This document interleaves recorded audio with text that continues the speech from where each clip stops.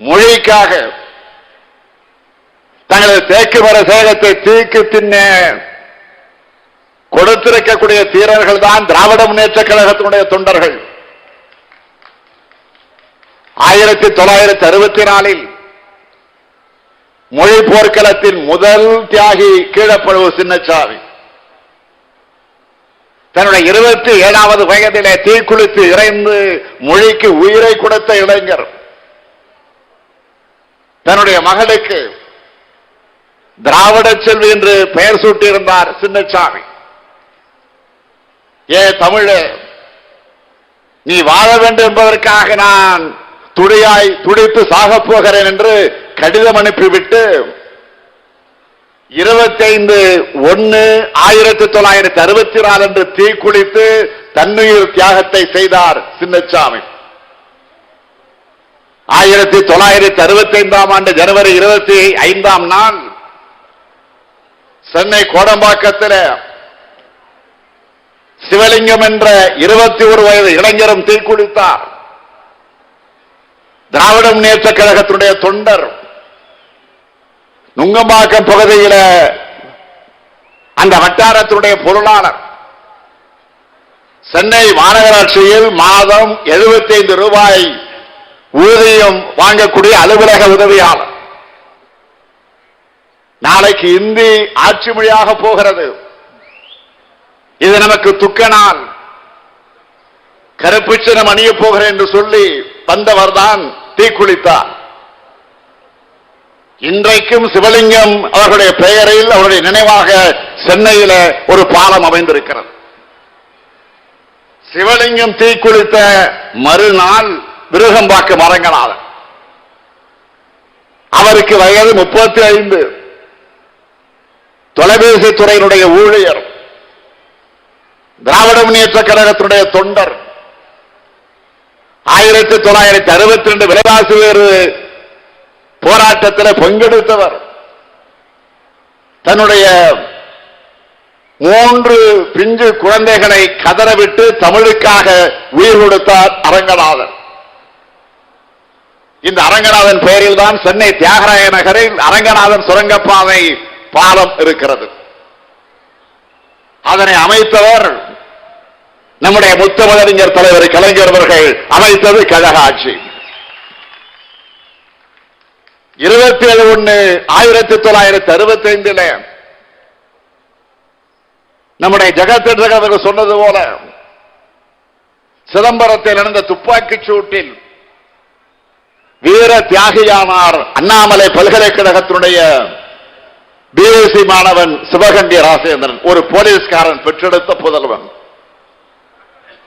18 வயதான அந்த மாவீரனுக்கு அண்ணாமலை பல்கலைக்கழக வாசலில் சிலை அமைக்கப்பட்டிருக்கிறது.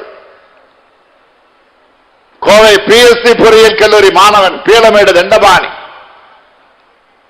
1965 பிப்ரவரியில் நெஞ்சுண்டு இறந்தார். அப்போது அவருக்கு வயது 21. பிப்ரவரி மாதம் சத்தியமங்கலம் முத்து என்ற திமுக தொண்டர் தீக்குளித்தார். 22 வயது அவருக்கு. 1966 திருச்சியில் நடந்த திருச்சி தஞ்சை மாவட்ட மாநாட்டில் சத்தியமங்கலம் முத்துவுக்கு இரங்கல் தெரிவிக்கப்பட்டது. அதே ஆண்டு நடந்த மதுரை திமுக மாநாட்டு அரங்கத்திற்கு சத்தியமங்கலம் முத்துவினுடைய பெயர் சூட்டப்பட்டது. ஆசிரியர் ஐயம்பாலம் ஆசிரியர் வீரப்பன் 11/2/1965 என்று தீக்குளித்தார். திமுகவை சார்ந்த அவர் அந்த பகுதியில் இளைஞர் மன்றம் நடத்தினார். அவருக்கு வயது 27. ஆசிரியர் வீரப்பனுக்கும் ராளிமலை சண்முகத்துக்கும் நினைவு சின்னம் அமைக்கப்பட்டு அன்பில் தர்மலிங்கம் அவர்கள் தலைமையில் நம்முடைய இனமான பேராசிரியர் பெருந்தேக அவர்கள் அன்றைக்கு அதை திறந்து வைத்தார். கீரனூரை சேர்ந்த முத்து 1965 பிப்ரவரி மாதம் நஞ்சுண்டு இறந்து போனார். 22 வயதானவர் உணவு விடுதியில ஒரு ஊழியராக பணியாற்றியவர். கழக ஆட்சியில் தியாகி முத்து சீரணி அரங்கு அமைக்கப்பட்டது. 22 வயதானவர் விராலிமலை சண்முகம், திமுக தொண்டர், எம்ஜிஆர் ரசிகர் மன்றத்துடைய துணை செயலாளர்.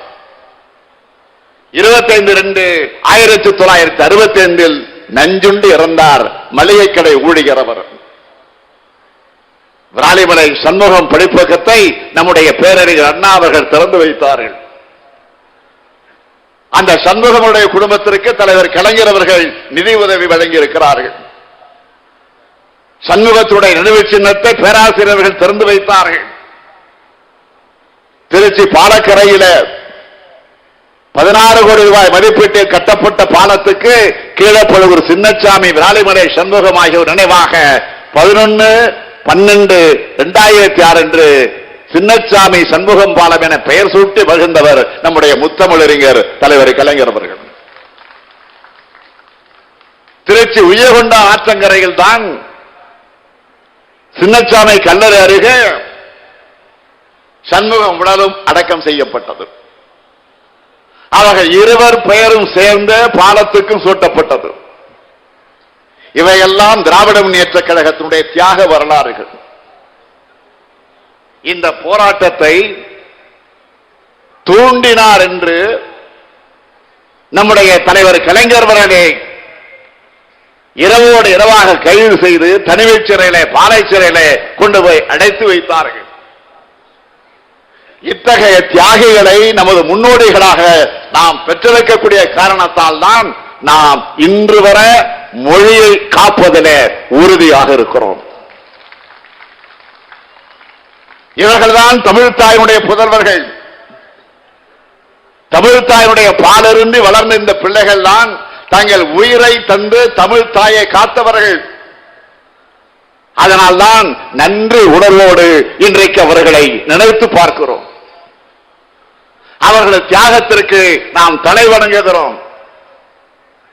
இந்த போராட்டத்திற்கு பிறகு நடைபெற்ற 1967 தேர்தலில் தான் திராவிட முன்னேற்ற கழகம் முதலாக ஆட்சி அமைத்தது.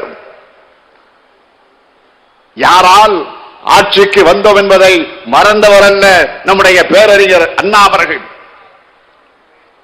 தமிழ்காக்கும் போராட்டத்தை முன்னெடுத்த இயக்கமான திராவிட முன்னேற்ற கழக ஆட்சி அமைந்த பிறகுதான் நான் பெருமையோடு சொல்லுகிறேன், தாய் தமிழ்நாட்டுக்கு தமிழ்நாடு என்று பெயர் சூட்டப்பட்டது.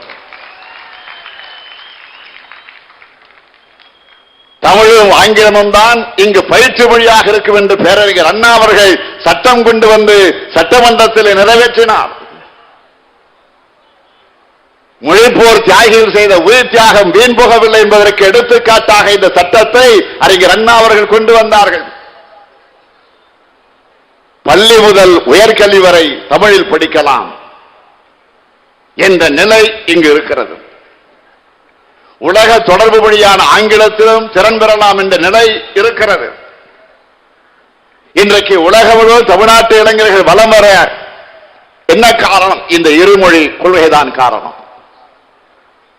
இதற்கு அடித்தளமான தியாகிகளை 50 ஆண்டுகள் கடந்தும் நாம் போற்றுகிறோம் என்றால் அதற்கு காரணங்கள் 2 இருக்கின்றன.